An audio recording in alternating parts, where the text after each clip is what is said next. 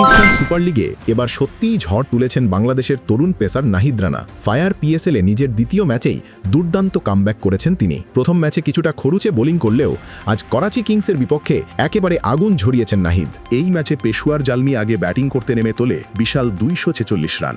অধিনায়ক বাবর আজম খেলেন অসাধারণ 87 রানের ইনিংস, আর শ্রীলঙ্কার কুশল মেন্ডিস করেন ঝড়ো সেঞ্চুরি, মাত্র 48 বলেই শতক।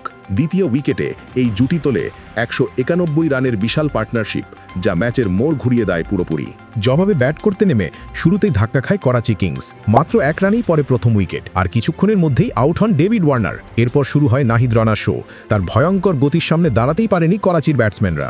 সাদ বেগ, খুশদিল শাহ এবং অ্যাডাম জাম্পাকে আউট করে একাই ম্যাচ ঘুরিয়ে দেন তিনি। বিশেষ করে নিজের 1 ওভারে কোনো রান না দিয়ে 2 উইকেট নিয়ে পুরো ম্যাচ একপাক্ষিক করে দেন নাহিদ। শেষ পর্যন্ত মাত্র 87 রানে অল আউট হয়ে যায় করাচি কিংস। আর পেশোয়ার জালমি জয় পায় 159 রানের বিশাল ব্যবধানে, যা পিএসএল ইতিহাসের সবচেয়ে বড় জয়। বাংলাদেশের জন্য এটা দারুণ গর্বের মুহূর্ত, কারণ নাহিদ রানা প্রমাণ করে দিয়েছেন তিনিই ভবিষ্যতের তারকা। আপনি কি মনে করেন নাহিদ রানা কি বাংলাদেশের পরবর্তী বড় পেসার হতে চলেছেন? কমেন্টে জানান।